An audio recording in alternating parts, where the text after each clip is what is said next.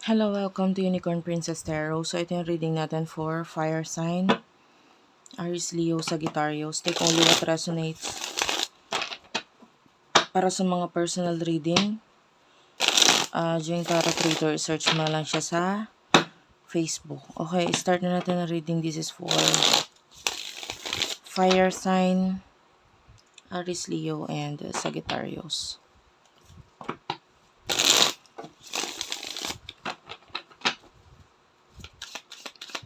Fire Sign. Love reading to, guys. Ten of Cups, Four of Pentacles, and the Six of Wands. Nine of Pentacles. Kunin na rin natin yung sa side ng person mo.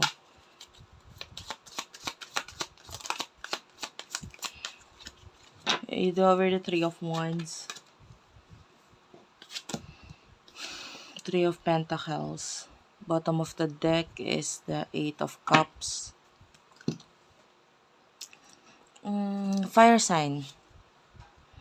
Nakita tayo ng happy family sa'yo. So maybe you are currently at home. You know, may mga magagandang connection between you and your family. May mga nabubuo or may nababalik na mga masasayang connection with family. The Four of Pentacles, nakikita natin yung pagpoprotekta, pagmamahal mo sa mga taong nandyan, malapit sa'yo. And the Six of Wands, I can see that you are willing to fight for what is right. You are willing to fight for your family. You are willing to,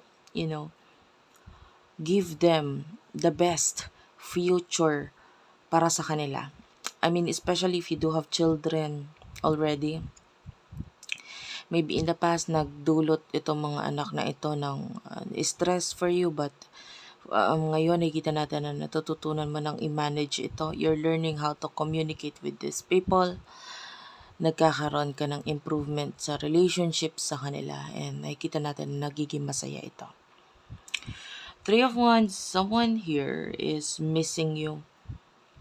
Three of Pentacles, Taurus, Virgo, Capricorn energy. Maybe someone na nagkakaroon ng level up or growth pagdating sa kanyang money. So maybe some of you might be married or in a relationship or in a connection with someone na malayo sa'yo.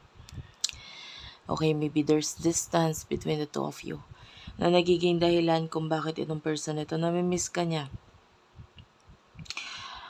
But if you are currently in a relationship na nandyan naman sa home ninyo or home mo, kasama mo naman, this is another person. Okay, this is a different person because this is someone na malayo sa'yo. And this person is, I don't know, someone who, yung iba kung wala ka namang kakonect, sabihin mo, wala naman ako kakonect na malayo sa akin. This could be someone na matanda na. Kasi I can see an older person, so maybe walang kinalaman ito sa love. Maybe this person, this mature person is missing you. Okay, namimiss ka niya. Okay?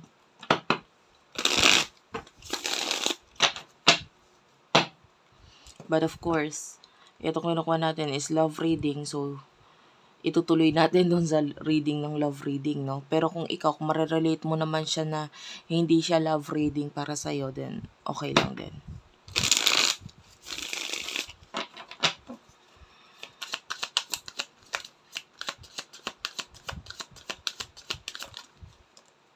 Okay, you do have your Four of Swords, Gemini, Libra, Aquarius, Justice card is also here, the World.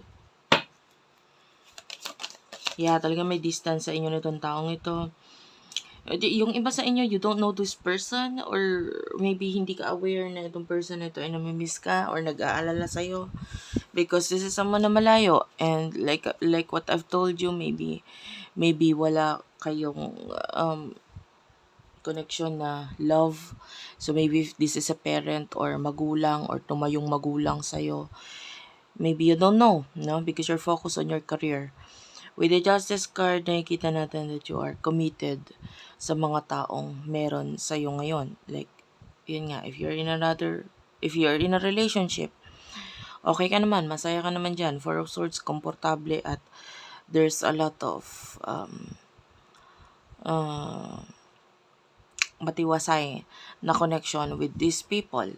The world, with regards to this person na malayo sa'yo, high chance that you really don't know what is happening or kung ano yung nasa isip niya at emotions niya. The Two of Wands, this person is planning something. Meron siya pinaplano. The High Priestess, I feel like there's a spiritual connection sa inyo nitong person na to. Maybe yung plano niya has something to do with the new beginning, but nag-aalangan siyang i-offer or sabihin sa'yo ito. He or she thinks highly of you. You are the empress para sa kanya.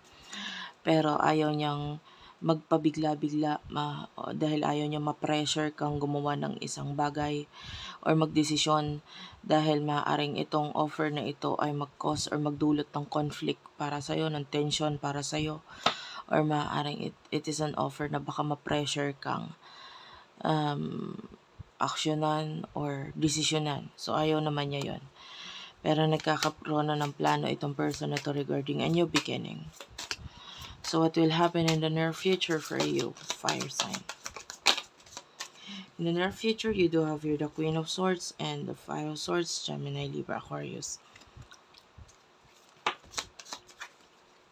And you do have here the Star, the Five of Wands, and the Emperor, Aries, Leo, Sagittarius, Aquarius.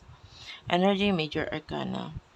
The Star and the Emperor, Sagittarius energy, Major Arcana at the bottom of the deck.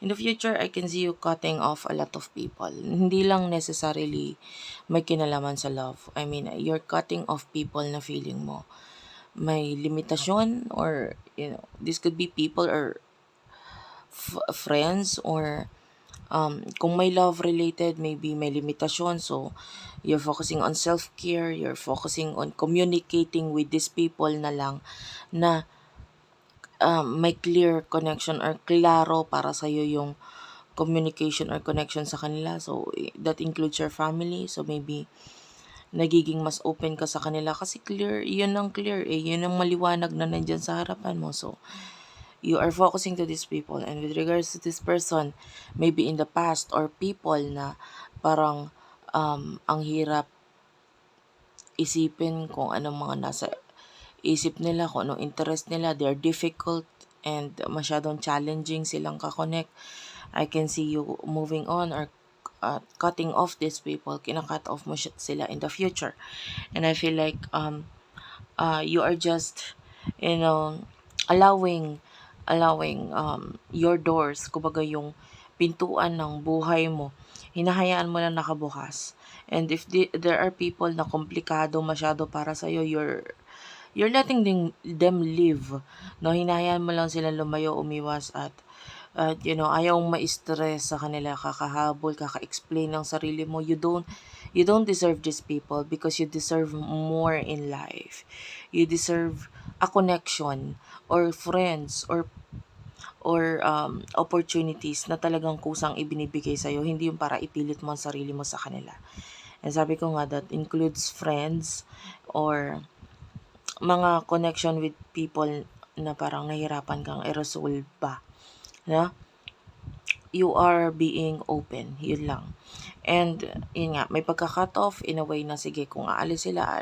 And also at the same time, kung wala ka naman nakikitang communication or connection mula sa kanila, ikaw na ito nagka-cut off sa kanila. With the Star, I see your future. I see you focusing on your future.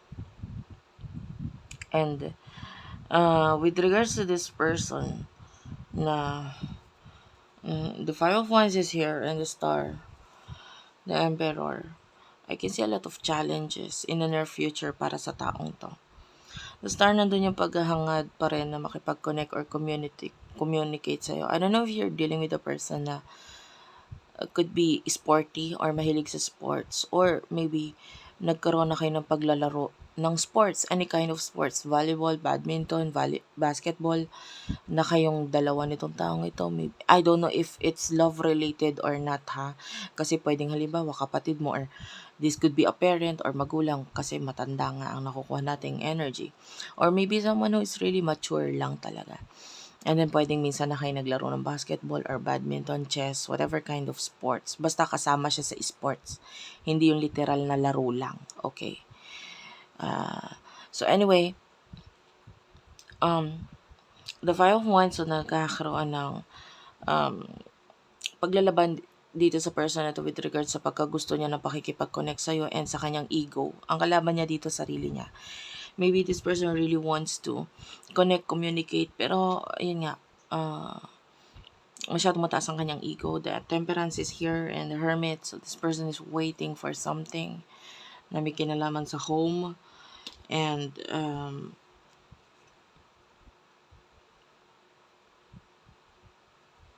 maybe someone returning home, yan. Waiting for that opportunity na makauwi or magkaroon ng opportunity na magkaroon ng pagta-travel.